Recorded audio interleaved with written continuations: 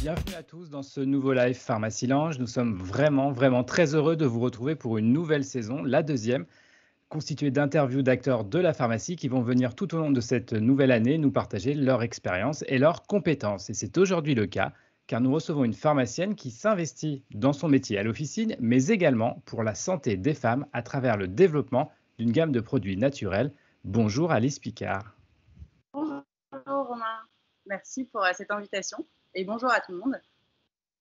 Et bien évidemment, pour cette nouvelle saison, je suis toujours en compagnie d'Aurélie Pasquet, notre responsable communication à Pharmacie Lounge. Bonjour Aurélie. Bonsoir à tous, ravie de vous retrouver pour ce nouveau live. Alors, Pharmacy Lounge, c'est le réseau social professionnel sécurisé et éthique de tous les acteurs de la pharmacie. L'inscription est gratuite et sécurisée. L'usage est simple, intuitif et confidentiel. Vous pouvez nous retrouver sur tous les navigateurs Internet depuis un ordinateur ou sur votre mobile. Rejoignez vite la communauté Pharmacy Lunch pour notamment gagner du temps dans votre quotidien à travers de nombreuses fonctionnalités pratiques, échanger avec vos confrères et consoeurs, camarades de fac, institutions et entreprises expertes de la pharmacie, participer à des groupes de discussion selon vos centres d'intérêt de façon confidentielle ou encore profiter de nombreuses vidéos métiers. Pharmacy Lunch, c'est aussi comme aujourd'hui l'organisation d'événements sur des sujets d'actualité variés pour vous accompagner dans votre métier. Je laisse tout de suite la parole à Romain Lecointe, lui-même pharmacien, pour animer l'échange. Je vous souhaite un excellent webinaire et à très bientôt dans Pharmacy Lunch. Merci beaucoup Aurélie. Alors Alice, avant d'échanger avec vous sur les mots MAUX des femmes et leur origine hormonale, est-ce que vous pouvez vous présenter? Oui, bien sûr. Je m'appelle Alice Picard, je suis pharmacienne, pharmacien. On a encore débat sur le fait de dire pharmacienne ou pas. Alors moi, je suis à l'officine et je me suis spécialisée depuis quelques années en phytothérapie et particulièrement en prise en charge de la santé des femmes grâce aux plantes. Donc, pendant quelques années, pendant plus de 5 ans à la pharmacie, j'ai proposé des formules de plantes qui étaient intéressantes pour aider les femmes. Et du coup, ma petite, l'année dernière, a lancé une marque de compléments alimentaires naturels dédiés à la santé des femmes qui s'appelle Equilibrist et que j'ai co-créée avec une pharmacienne également qui s'appelle Bérangère Nicolaï. Alors pourquoi vous êtes-vous intéressée aux douleurs chroniques de la femme tout au long de sa vie? Il y avait une vraie demande au comptoir? Eh ben non, en fait, pas vraiment. Je m'y suis intéressée parce que quand j'ai passé mon DU de phyto, il y avait tout un module sur la santé des femmes, de gynéco. Et en fait, dans ce module, j'ai découvert que toutes les douleurs, tous les troubles qu'on peut ressentir au quotidien chaque mois associés à nos règles, le fait d'avoir des règles abondantes, d'avoir des retards de règles ou ce genre de choses, tout ça, en fait, c'était lié à un déséquilibre entre nos hormones qui n'était pas forcément pathologique, mais qui était suffisamment présent pour entraîner des troubles et qu'il existait des plantes pour rééquilibrer nos hormones et aider justement à soulager tous ces maux. Et quand j'ai découvert ça, ça a été une petite révélation parce que j'en avais jamais entendu parler pendant mes études. Et du coup, je me suis dit, trop bien, ça veut dire qu'il y a des choses qu'on peut mettre en place facilement pour soulager les femmes. Donc, ça va être l'occasion de proposer des choses aux femmes qui viennent nous voir pour leur douleur de règles. Et donc, dans un premier temps, j'ai été un petit peu déçue parce qu'il n'y avait pas beaucoup de demandes. Et en fait, je me suis rendu compte qu'il y avait aussi un gros tabou autour de la santé des femmes. En fait, les femmes ne parlaient pas forcément de leur douleur de règles. Enfin, elles ne parlaient pas forcément de leurs règles de manière générale en pharmacie. Et donc, petit à petit, j'ai fait les démarches, moi, actives d'aller parler règles aux femmes. Et c'est là que je me suis rendu compte en fait, si les femmes qui étaient concernées étaient bien présentes, d'aller des petites communications et puis les sensibiliser un petit peu. Donc, c'est comme ça qu'est venue ma passion pour les hormones, pour la santé des femmes et les solutions pour accompagner les femmes tout au long de leur vie. Alors, si je l'ai bien compris, la première préoccupation, bien évidemment, de la femme, c'est la période menstruelle et les règles, vous l'avez dit. Est-ce qu'aujourd'hui, les équipes au comptoir ont des réponses thérapeutiques naturelles à apporter aux femmes pour passer ces périodes d'inconfort avant et pendant les règles? Alors, c'est assez variable. En fait, aujourd'hui, tout dépend en fait, de la demande de la patiente. Très souvent, en fait, les patientes, elles ne vont pas forcément formuler une demande qui soit en lien avec leurs règles. Par exemple, tout ce qui concerne le syndrome prémenstruel, par exemple, ça peut être de l'irritabilité, ça peut être des migraines, ça peut être des mycoses, ça peut être plus de 150 symptômes différents. Là, elles ne vont pas forcément parler de leur syndrome prémenstruel, elles vont vraiment parler que du symptôme. Et même pour les douleurs de règles, finalement, souvent, elles vont avoir tendance à demander quelque chose pour soulager le symptôme simplement. Donc aujourd'hui, en officine, on a tendance un petit peu à faire que du symptomatique. On règle le problème à l'instant T. Le problème, c'est quand on est sur un déséquilibre hormonal, ce sont des sujets qui reviennent, qui sont récurrents, qui reviennent tous les mois. Et donc, chaque mois, on se retrouve un petit peu confronté aux mêmes soucis. Donc, l'idée, grâce aux plantes, c'est d'essayer de trouver justement déjà, quand on discute avec nos patientes, d'identifier le déséquilibre en question, parce que l'avantage des hormones, c'est que c'est très parlant, très symptomatique. Et puis, une fois qu'on a identifié le déséquilibre, proposer les plantes adaptées pour venir soit booster la synthèse de progestérone, par exemple, ou freiner la synthèse d'œstrogène. Enfin, après, c'est assez variable selon le symptôme. Et là-dessus, les plantes, elles existent et on peut les avoir facilement en pharmacie. Mais l'idée, c'est vraiment d'arriver à faire le lien en fait, entre les deux. Est-ce que le pharmacien d'officine peut facilement faire ce lien? Est-ce qu'il est formé à ce lien entre les plantes et la période menstruelle? Pour ceux qui passent le DU de phyto, il y a effectivement un module là-dessus qui permet de sensibiliser. Après, c'est sûr que ce n'est pas dans le parcours commun. C'est pour ça aujourd'hui, moi, que j'essaye de développer un maximum de formation justement sur ce lien-là entre les hormones, les plantes et la santé des femmes de manière générale. Parce que justement, c'est un secteur qui n'est pas super bien couvert aujourd'hui en pharmacie. Et alors qu'il y a énormément de choses à faire et il y a énormément de patientes soulagées derrière qui peuvent être à la clé, quoi. Donc, il y a quand même beaucoup de choses à faire. Mais en fait, la première chose, c'est déjà de comprendre le cycle hormonal, savoir ce qui se passe et arriver à identifier. Et typiquement, par rapport à un syndrome prémenstruel, en fait, ce qui est intéressant, c'est quand on voit une femme venir avec un symptôme. Donc là, je parlais tout à l'heure, mycose, migraine, irritabilité, enfin, il y a pas mal de choses, hein, ça peut être ballonnement, rétention d'eau. La question, c'est de se dire, est-ce que ce symptôme, il est ponctuel ou est-ce qu'il est régulier? Est-ce qu'il est récidivant? Est-ce qu'il revient chaque mois, tous les mois, avant les règles? Et en fait, ça, c'est une démarche active à faire de la part du pharmacien ou du préparateur, d'aller questionner la patiente, son symptôme. On a le symptôme. Donc là, effectivement, on peut avoir un traitement symptomatique, il n'y a pas de souci. Maintenant, l'idée, c'est d'aller un petit peu plus loin et de se dire, est-ce que ça revient? Et si ça revient, si on voit que ces symptômes ils reviennent chaque mois et qu'ils sont en lien avec les règles, là, à ce moment-là, ça nous permet d'identifier un syndrome prémenstruel. Et tout de suite, c'est beaucoup plus facile pour trouver les solutions adaptées aux besoins de la patiente parce que les solutions pour le syndrome prémenstruel, ça, on peut en avoir. Il y a des plantes qui sont reconnues pour être hyper efficaces là-dessus, comme l'alchimie, la millefeuille. Et ces plantes, elles sont disponibles en pharmacie. Et qu'est-ce que vous recommandez du coup comme approche avec les plantes? Vous avez cité 2 noms, est-ce qu'il y en a d'autres? Alors là, j'ai cité essentiellement 2 noms qui sont celles qui vont agir sur nos hormones. C'est-à-dire que l'alchimie et la millefeuille, ces 2 plantes, on sait qu'elles vont venir booster la progestérone. Et pourquoi c'est important de booster la progestérone dans le cas d'un syndrome prémenstruel? En fait, parce que c'est la cause du syndrome prémenstruel. Le syndrome prémenstruel, c'est une carence en progestérone. Pas forcément pathologique, mais suffisante pour entraîner différents symptômes.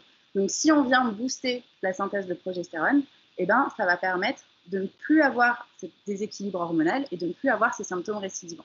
Donc, l'alchimie et la millefeuille sont hyper intéressantes pour ça parce qu'elles vont venir booster la production de progestérone à la période du cycle où on la fabrique naturellement. Et après, l'idée, c'est d'adapter. En plus, on peut rajouter des plantes ou des solutions qu'on a à la pharmacie qui vont venir vraiment cibler le symptôme. Comme ça, on a à la fois une action symptomatique et une action sur le long terme. Très clair. Aurélie, est-ce qu'on a des questions dans le chat? Je vous rappelle que vous pouvez poser des questions directement dans le chat. Tout à fait. Une première question, quel est l'intérêt de cibler les hormones plutôt que d'agir uniquement sur la douleur? Alors, la douleur, quand on a une patiente qui vient à la pharmacie, l'objectif, c'est de répondre à son besoin. Donc, c'est sûr qu'elle vient, elle nous parle de sa douleur, il faut avoir un traitement symptomatique. En revanche, si on découvre en questionnant notre patiente que ces symptômes y reviennent tous les mois, l'idée, c'est vraiment de cibler les hormones pour éviter qu'il y ait ces récidives en permanence. Parce que si on ne fait rien là-dessus, les symptômes ils vont revenir, voire ils peuvent même s'aggraver avec le temps parce qu'en fait, le déséquilibre, il va continuer de se mettre en place et de s'aggraver, on va dire. Donc, l'idée, c'est vraiment de venir en renfort. En fait, c'est le principe traitement de fond, traitement de crise. Le traitement de fond permet vraiment de diminuer l'intensité et la fréquence des douleurs. Et le traitement de crise, c'est le traitement symptomatique qui va venir agir à l'instant T. Est-ce qu'on a une autre question, Aurélie? Pour le moment, c'est tout. Alors moi, N'hésitez je pas à propose qu'on poser vos enchaîne. questions dans le chat. Moi, je propose qu'on enchaîne sur une autre étape importante de la vie d'une femme. Après les règles, c'est la survenue de la ménopause. Et on sait très bien que cette période s'accompagne également, on va dire, d'un mal-être des patientes associant des douleurs et des perturbations hormonales. Quelle réponse dans cette circonstance vous pouvez apporter? Eh ben, là, c'est pareil. On cible les hormones, on va s'intéresser aux hormones. Ce qu'il faut savoir, c'est que la ménopause, elle se fait en 3 temps. On a 3 chutes hormonales successives. D'ailleurs, la ménopause, ça ne tombe pas dessus comme ça du jour au lendemain. Ça met plusieurs mois, plusieurs années à s'installer. Et en fait, ces périodes pendant lesquelles ça s'installe, ça correspond à des chutes hormonales progressives. D'abord, chute de la progestérone. Ah, je crois qu'il y a quelqu'un qui a son micro d'ouvert dans l'assistance. Est-ce que ça serait possible d'éteindre les micros, s'il vous plaît?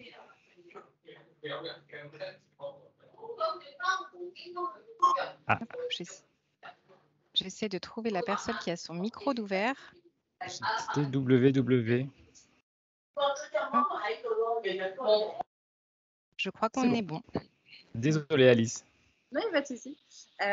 Du coup, je parlais des chutes hormonales de la ménopause. En fait, donc, ça commence par une chute de la progestérone. Ensuite, on va avoir une chute des oestrogènes. Et enfin, on va avoir la chute des androgènes, notamment de la testostérone. Et en fait, à chaque chute hormonale, si la chute se fait de manière trop brutale, eh ben, ça va être symptomatique. On va avoir des symptômes spécifiques. La chute de la progestérone, eh ben, ça va entraîner, un peu comme pour le syndrome prémenstruel, des troubles qui reviennent juste avant les règles, voire des cycles qui se raccourcissent. Ensuite, la chute des oestrogènes, ça va s'associer à des bouffées de chaleur plutôt la nuit, l'irritabilité. En fait, la chute des oestrogènes entraîne une chute de sérotonine. Donc, on va avoir tous les symptômes associés à une carence en sérotonine, donc à la fois sur l'humeur, sur le soleil, mais aussi sur la régulation de la température corporelle. Donc, essentiellement la nuit. Et puis ensuite, on va avoir la chute des androgènes. Et là, à ce moment-là, en fait, on aura une chute globale de toutes nos hormones. Donc, c'est à ce moment-là qu'on va commencer à avoir vraiment les bouffées de chaleur qui vont être tout le temps, plus seulement la nuit, mais aussi la journée.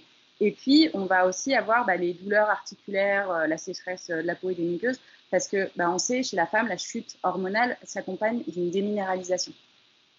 Donc, en fait, une fois qu'on connaît ces différentes étapes de la ménopause, il n'y a plus qu'à cibler en fonction des symptômes des patientes quelle est l'hormone à venir renforcer un petit peu. Et il y a des plantes qui sont fabuleuses pour aider. Donc, pour la première étape, chute de la progestérone, on a toujours l'alchimie et la kélémifeuille.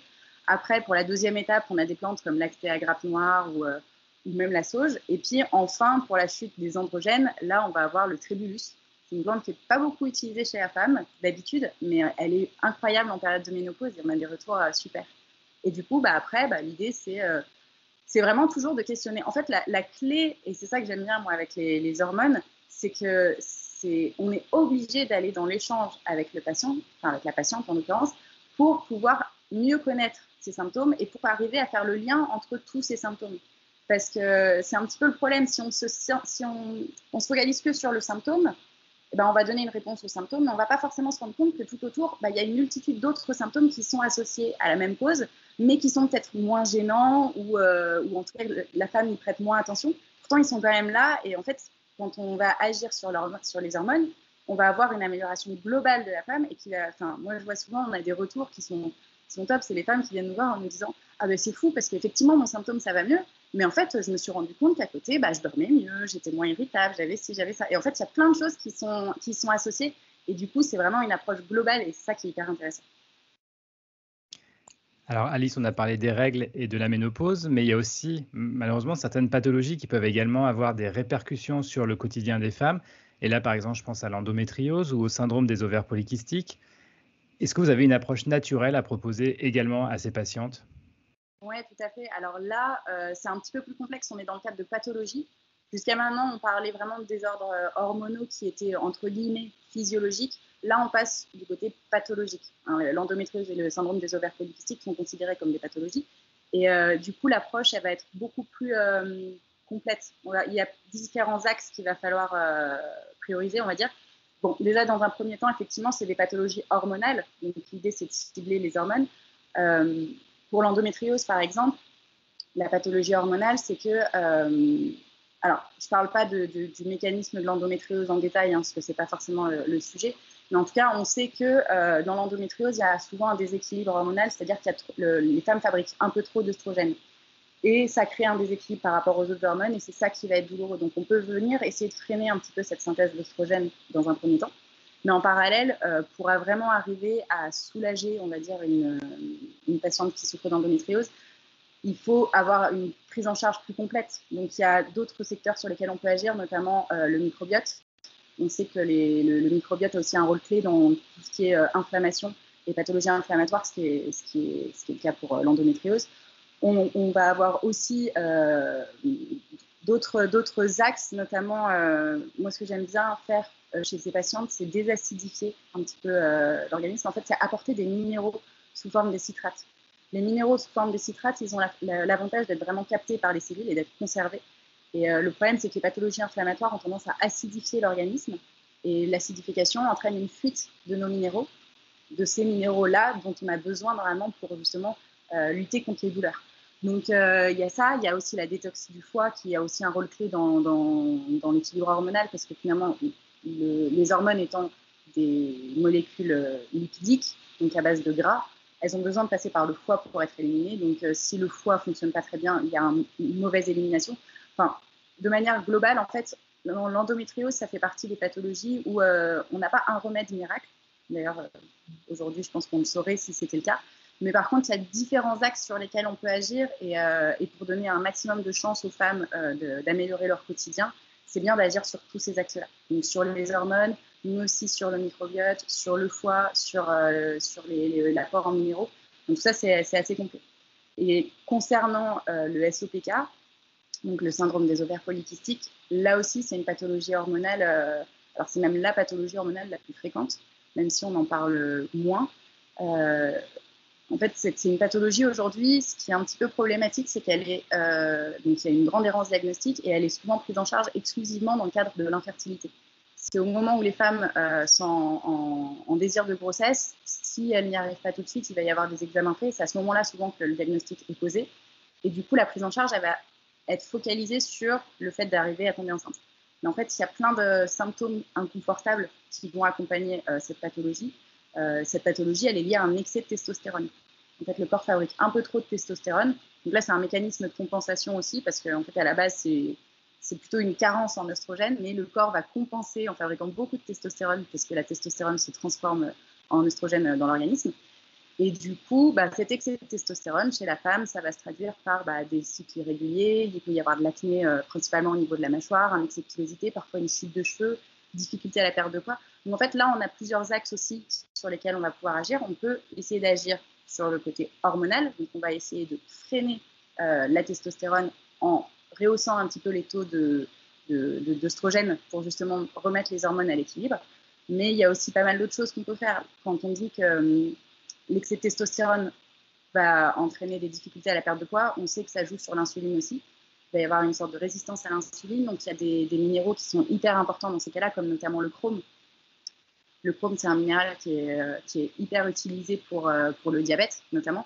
Et en fait, dans le cas du syndrome des ovaires polykystiques, qui va aussi avoir un rôle clé. Là encore, je pense que le microbiote et le foie sont des cibles intéressantes.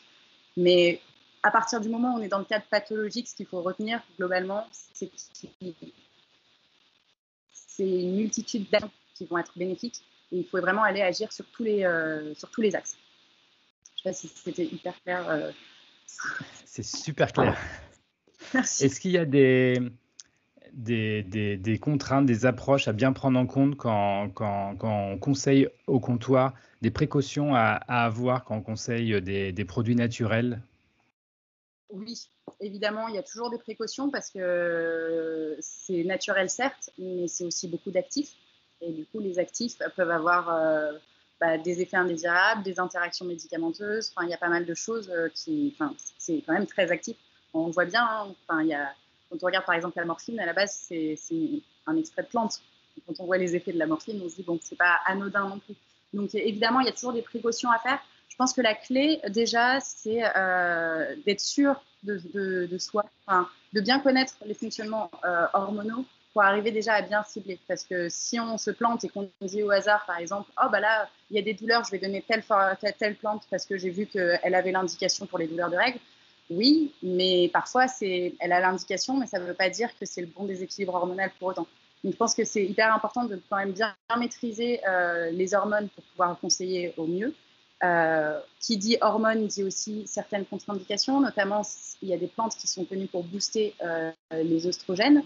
Celles-ci, elles vont être contre-indiquées en cas d'antécédents de cancer hormonodépendant. Mais ça, c'est des choses qu'il faut savoir et qu'il faut identifier et il faut prévenir la patiente sans la sensibiliser. Enfin, en tout cas, il faut questionner pour être sûr qu'on ne va pas...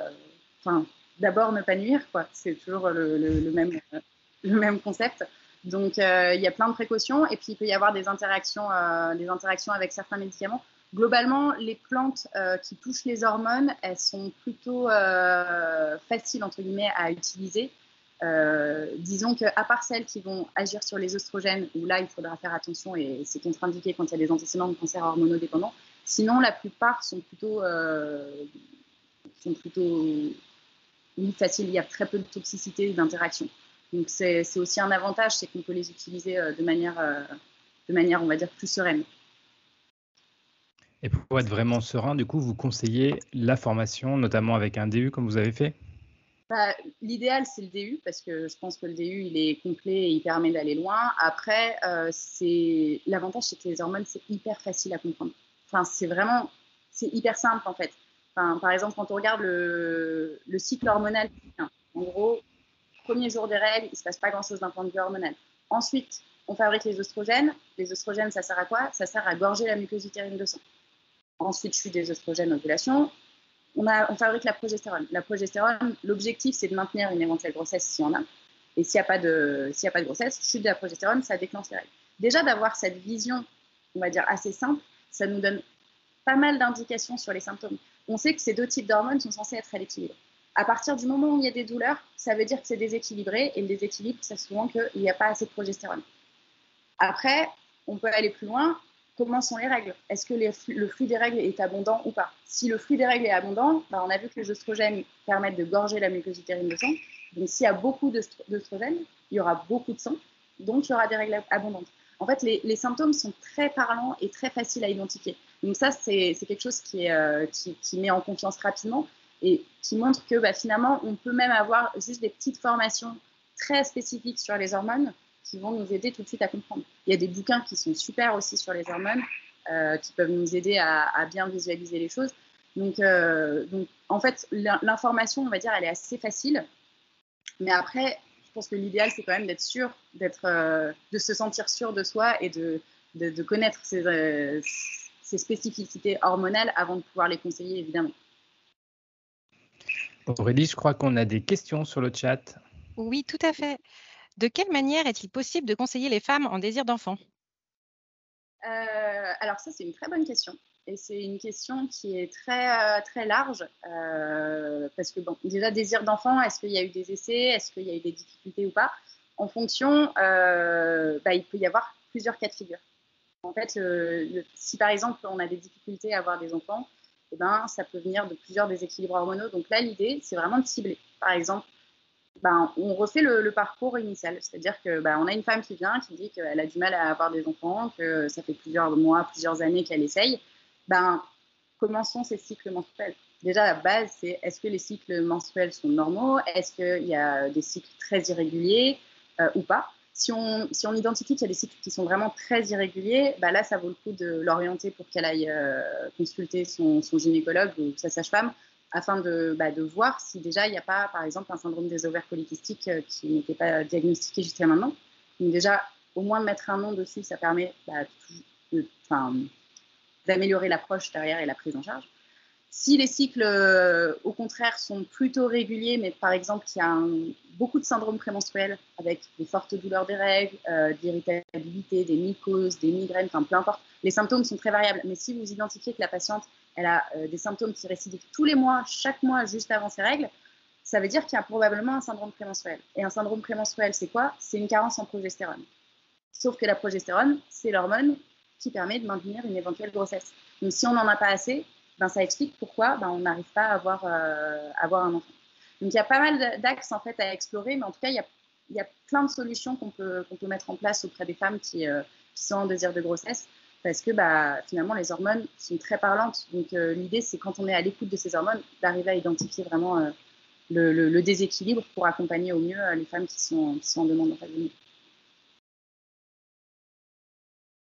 Est-ce qu'on a une autre question, Aurélie? Alors, on a une remarque plutôt qu'une question. Le sélénium pour activer le glutathion. Excusez-moi pour la prononciation. Je ne sais pas si ça vous parle. Glutation. La glutation.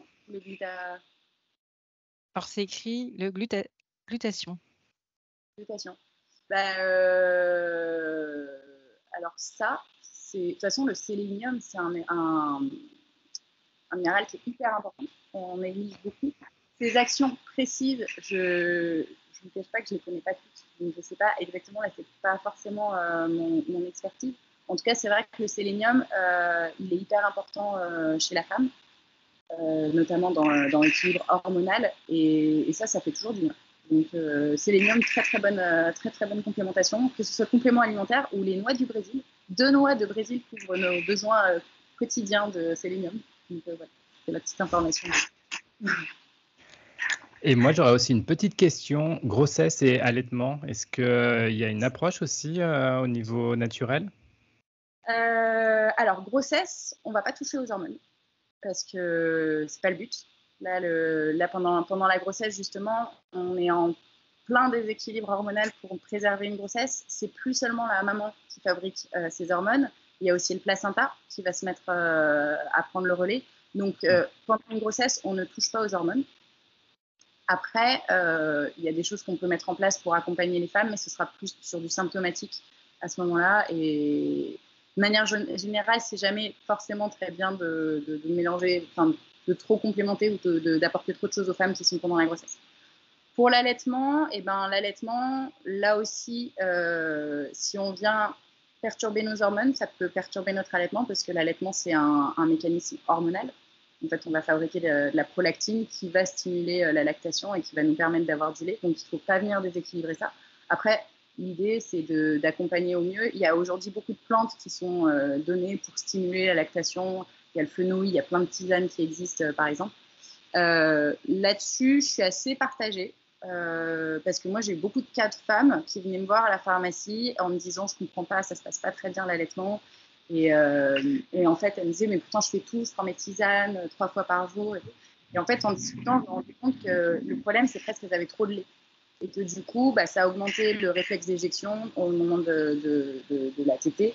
Du coup, le petit avait du mal à prendre le sein correctement, donc ça a modifié sa posture et du coup, ça a impacté tout l'allaitement. Donc, de manière globale, la grossesse et l'allaitement, sur ce qui touche les hormones, j'aime bien laisser un peu tranquille les femmes parce que le corps fonctionne bien à ce moment-là et on ne va pas venir perturber. On va venir éventuellement soulager les symptômes quand il y en a. On va utiliser des choses pour soulager les nausées, par exemple, pour essayer d'accompagner un petit peu les reflux, parce qu'il y a pas mal de reflux chez la femme enceinte aussi. Donc ça, on peut accompagner. L'allaitement, c'est pareil, mais l'allaitement, à la limite, on va peut-être plus partir sur de la micronutrition, donner des choses qui vont booster un petit peu l'énergie, parce qu'on sait qu'une femme qui a vécu une grossesse, plus l'accouchement, plus l'allaitement, plus les nuits un petit peu raccourcies, en général, on est un petit peu à plat. Donc là, on va peut-être plus partir sur quelque chose qui donne de l'énergie, refaire le stock en magnésium ou en choses en tout cas qui sont connues pour être sans contre-indication pendant ces périodes de la vie. Est-ce qu'on a d'autres questions, Aurélie? Oui, tout à fait. Alors, est-ce qu'il y a des actions à mettre en place au quotidien qui peuvent aider nos synthèses hormonales? Oui, il y en a plein. Il y a pas mal de choses à faire. En fait, les hormones, le plus simple, c'est déjà de comprendre d'où ça vient. Les hormones, ça vient du gras. Déjà, c'est des acides gras, c'est du cholestérol qui va se transformer et qui va fabriquer nos hormones au niveau de notre organisme. Donc déjà, première chose à faire, assurer un bon apport en acides gras. Parce que ça, c'est quelque chose qu'on constate beaucoup. Il y a pas mal de femmes qui font attention à leur ligne, notamment, et du coup, qui vont un peu bannir le gras de leur alimentation. Parce qu'il ne faut pas manger trop gras, trop sucré, trop sec. Sauf que quand on dit qu'il ne faut pas manger trop gras, on ne parle pas du bon gras, on ne parle pas des acides gras type oméga 3, oméga 6, on parle vraiment du gras transformé, ultra transformé, qu'on va retrouver dans la malbouffe, dans les fast-foods ou dans les aliments ultra transformés. Donc, bien penser à se complémenter en acides gras, donc, s'alimenter en acides gras. Donc, pensez aux petits poissons gras, sardines, maquereaux, harengs. Ça, c'est super. Les huiles végétales riches en oméga 3, c'est tout bête, mais le fait déjà d'apporter ce qui permet de fabriquer les hormones, ça réduit les déséquilibres derrière.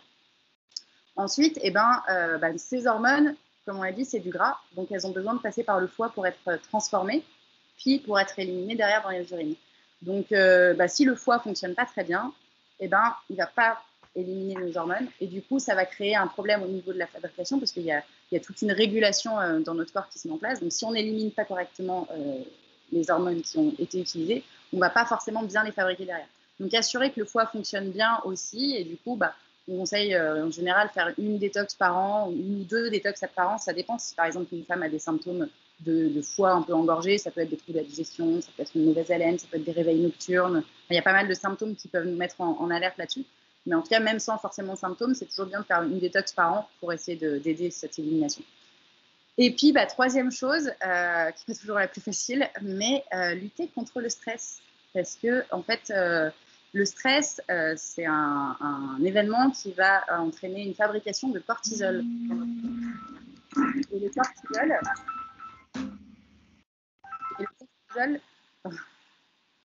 Et le cortisol, du coup, c'est une hormone qui utilise les mêmes ressources que nos hormones féminines.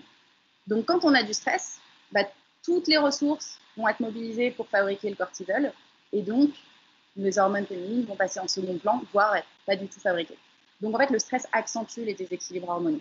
Donc, c'est vrai que ça paraît hyper bête et très banal.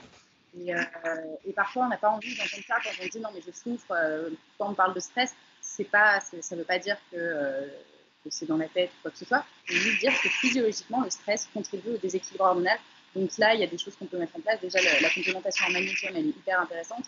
Et puis, il y a plein de petites actions du quotidien qu'on peut faire. Déjà, moi, j'aime bien faire la cohérence cardiaque.